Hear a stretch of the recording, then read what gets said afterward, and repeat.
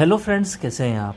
आज हम बात करेंगे spiral lucky bamboo winter care पर। स्पाइरल लकी बैम्बू ये इंडोर प्लांट होता है और घर में लगाया हुआ काफ़ी पॉजिटिव एनर्जी क्रिएट करता है और काफ़ी लकी रहता है ये हमारे लिए। और ये घर में ज़्यादातर ईस्ट वेस्ट नॉर्थ ईस्ट में ज़्यादा लगाया जाता है।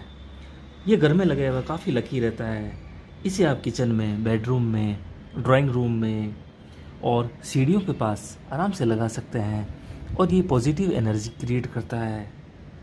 ऐसी मान्यता है कि जिस घर में लकी बैम्बू लगा हो वहाँ पर समृद्धि आती है।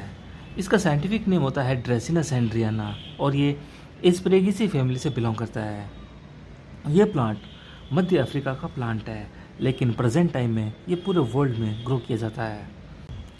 जो लकी बैम्बू हम नॉर्मली अपने ड्राइंग रूम में रखते हैं वो अलग प्रजाति का है और ये अलग प्रजाति का लकी बैम्बू है। वो ज़्यादा हाइट में नहीं बढ़ता और ये ज़्यादा हाइट में बढ़ सकता है।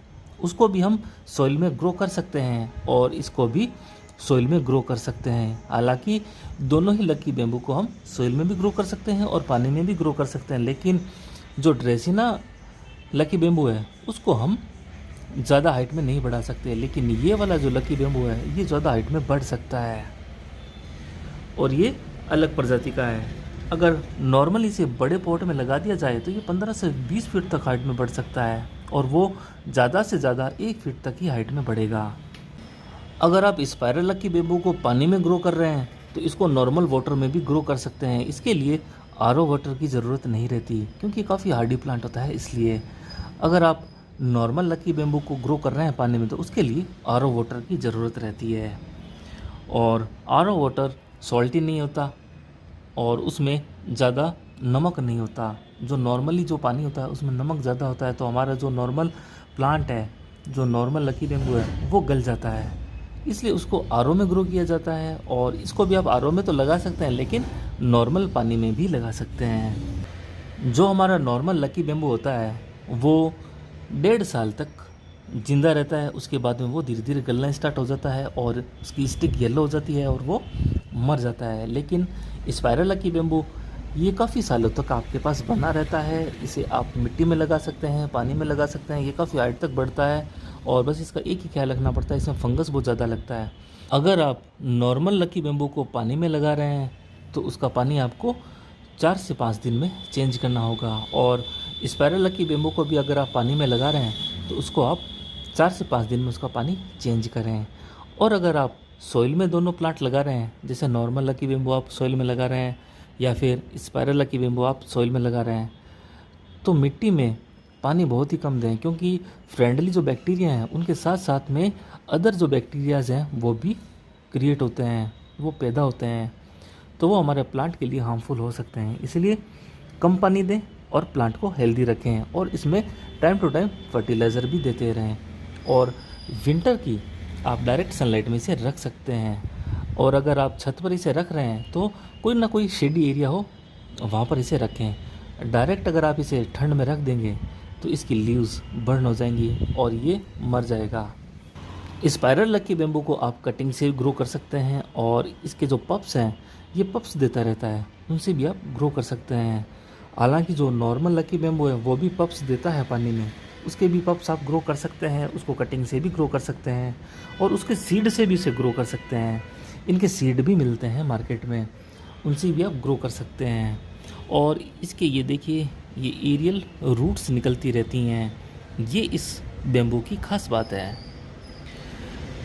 और ये वाला जो प्लांट है ये इसका पप्स है, तो मैंने इसको डिवाइड किया था, तो इसे आप डिवाइड करके अलग पॉट में ग्रो कर सकते हैं और एक अलग प्लांट बना सकते हैं।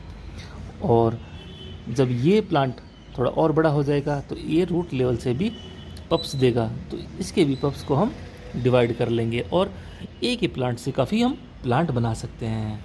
लकी बैम्बू जब तक हमारे पास चलता है ये बहुत ही हेल्दी रहता है, यानी जब तक ये अच्छे से चलता है तो बहुत ही बढ़िया तरीके से चलता है। जब इसमें फंगस लगना स्टार्ट हो जाता है तो इसकी स्टिक येलो होने लग जाती है, तो उसको रोकने के लिए, इसको बचाने के लिए आपको हाइड्रोजन पेरोक्साइड से इसके पॉट को क्लियर करना पड़ेगा जब आपका प्लांट पानी में लगा हो। तो आपको एक काम करना होगा, वीकली वीकली आपको एक कॉटन लेना होगा और कॉटन पर हाइड्रोजन पेरोक्साइड लगाना होगा और उस कॉटन को आपको उस फ्लास्क में या फिर जो कांच का पॉट है उसके ऊपर आपको अंदर से क्लीन करना होगा। उसके बाद में वापस से पानी भरना होगा और उसके बाद में ये प्लांट लगा देना होगा। इससे बैक्टीरिया, फंगस, एल्गी, प्रोटोजोआ ये सब मर जाएंगे या फिर रिमूव हो जाएंगे और आपका प्लांट हेल्दी रहेगा। ये इसकी स्टिक येलो नहीं होगी। बैक्टीरिया और फंगस की वजह से ही स्टिक्स येलो होती हैं। पॉट में आप चाहें तो डेली वाटर चेंज कर सकते हैं, लेकिन टाइम ना मिलने की वजह से आप इसमें 5 से 6 दिन में भी पानी चेंज कर सकते हैं। लकी बैम्बू में आप लिक्विड फर्टिलाइज़र भी दे सकते हैं और नॉर्मल फर्टिलाइज़र भी दे सकते हैं जो हार्ड फॉर्म में होती है। तो वर्मी कंपोस्ट के साथ में आप नीम खली या फिर बोन मिल दोनों मिक्स करके 50-50 ग्राम दोनों पॉट में आप दे सकते हैं, क्योंकि दोनों पॉट छोटे हैं और इनमें प्लांट भी छोटे लगे हुए हैं। अगर बड़ा प्लांट हो तो आप 100 ग्राम फर्टिलाइज़र दोनों मिक्स करके दे सकते हैं या फिर 3 फर्टिलाइज़र मिक्स करके और उस मिक्सचर को 100 ग्राम में कन्वर्ट करके इस प्लांट में दे सकते हैं। तो प्लांट हेल्दी रहेगा, ग्रीन रहेगा और इसकी एंटीबॉडी बढ़ेगी और प्लांट जल्दी से स्पीड में बढ़ेगा और इसमें पप्स भी बहुत आएंगे। अगर आप चाहें तो स्पाइरल लकी बैम्बू को जो सॉइल में लगा हुआ है इसको आप इंडोर रख सकते हैं, अपने बेडरूम में रख सकते हैं या फिर गेस्ट रूम में रख सकते हैं, लेकिन वहाँ पर अच्छे से ब्राइट लाइट आती हो तो ही वहाँ रखें। अगर वहाँ पर रोशनी अच्छे से नहीं आ रही है तो ये प्लांट थोड़े ही दिनों में गल जाएगा। इसलिए आप इसे जहाँ भी रखें वहाँ पर शेड एरिया होना चाहिए और ठंड से इसका बचाव करना है, नहीं तो ये प्लांट बर्न हो सकता है। और इसमें बहुत ही कम पानी दें। आप देख लें इसकी सॉइल ड्राई फील हो तभी पानी दें और 10 से 15 दिनों में इसमें पानी दे सकते हैं और फर्टिलाइज़र आप इसमें 10 से 15 दिनों के बीच में दे सकते हैं और 20 से 25 दिनों में एक बार इसमें 1/4 चम्मच फंगीसाइड पाउडर देना ना भूलें। जब आप इसमें फंगीसाइड पाउडर देंगे तो इसमें फंगस क्रिएट नहीं होगा। जब इसमें फंगस एक्टिव हो जाता है तो प्लांट जल्दी ही गल जाता है और जल्दी ही मर जाता है। तो आप इसमें पानी कम दें। जैसे आप पानी कम देंगे तो इसमें फंगस भी नहीं लगेगा और प्लांट हेल्दी रहेगा। अगर आप स्पाइरल लकी बैम्बू को सॉइल में ग्रो करना चाहते हैं तो आप 40% सॉइल लें, 20% सैंड लें, 20% वर्मी कंपोस्ट लें और 20% नीम खली लें। इस पॉटिंग मिक्स को आप मिक्स करें, देन उसके बाद में ये प्लांट आप लगा सकते हैं। ये सॉइल एकदम वेल ड्रेन है, इसमें हम जैसे ही पानी डालेंगे तो एक्स्ट्रा वाटर होगा वो निकल जाएगा और जो नीड होगी प्लांट की उतना पानी इसमें होल्ड रहेगा और हमारा प्लांट ये कटिंग से और सीड दोनों से ही ग्रो हो जाता है। और सर्दी से और गर्मी से इसको बचाना पड़ता है। अगर ज़्यादा गर्मी है तो इसको हमें इंडोर ही रखना होगा, एसी या फिर कूलर वाले रूम में रखना होता है और विंटर में इसे शेडी एरिया में रखें और जब धूप निकले तो आप इसे धूप में रखें। जब इसके ऊपर डायरेक्ट धूप लगेगी विंटर की तो ये प्लांट अपना फोटोसिंथेसिस से फूड बनाएगा और प्लांट लश ग्रीन बना हुआ रहेगा। अभी जनवरी का मंथ चल रहा है, अगर आप चाहें तो अभी भी आप स्पाइरल लकी बैम्बू की कटिंग को लगा सकते हैं। आपको इस कटिंग को यहाँ से कट करना होगा। कट करने के बाद में आप ये वाली जो स्टिक है इसको कट करना होगा और सोइल में लगा देना होगा। सोइल में लगाने के बाद में इस कटिंग के ऊपर आपको पॉलीथीन से कवर करना होगा। अगर आप अभी ठंड में इसको लगा रहे हैं तो थोड़े ही दिनों में इसमें रूट्स और इसकी लीव्स दोनों ही ग्रो हो जाएंगी और सर्दी में भी आप इसकी कटिंग को अभी भी लगा सकते हैं। प्लांट को ज़्यादा गर्मी और ज़्यादा सर्दी दोनों में ही बचाना चाहिए। अगर ज़्यादा विंटर पड़ रही है, मतलब ज़्यादा सर्दी अगर पड़ रही है, तो आप प्लांट में वीकली फर्टिलाइज़र दें। तो इसमें वर्मी कंपोस्ट भी है, बोन मील भी है और नीम खली भी है, ये तीनों ही हैं इसमें।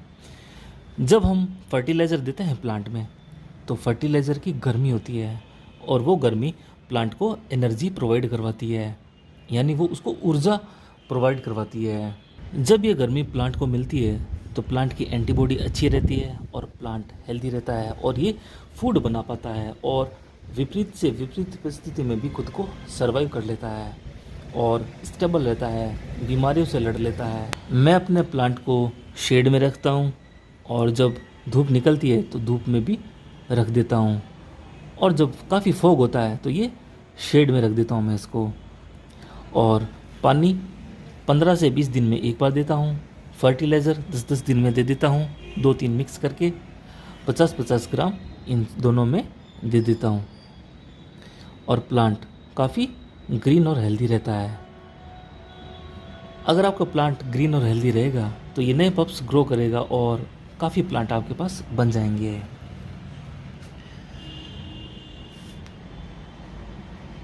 तो इन टेक्निक्स का आप ध्यान रख के आपके पास स्पाइरल लकी बेम्बू को ग्रो कर सकते हैं, इनकी केयर कर सकते हैं, बहुत ज़्यादा सर्दी में भी, क्योंकि अभी सर्दी बहुत ज़्यादा पड़ रही है और इस बार सर्दी काफ़ी ज़्यादा पड़ी है और प्लांट इन सब की हालत बहुत ख़राब है। तो विंटर में भी आप इन टेक्निक्स का ध्यान रख के अपने प्लांट्स को ग्रीन रख सकते हैं और हेल्दी रख सकते हैं। आई होप आपकी वैल्यूबल इन्फॉर्मेशन काफ़ी अच्छी लगी होगी। थैंक यू फ्रेंड्स, फिर मिलेंगे किसी नए वीडियो के साथ। तब तक अपना बहुत अच्छे से ख्याल रखें और अगर चैनल पर नए हैं तो प्लीज़ चैनल को सब्सक्राइब कर लीजिए, क्योंकि आगे आने वाली वीडियोस और भी ज़्यादा इन्फॉर्मेटिव होने वाली है। Thank you.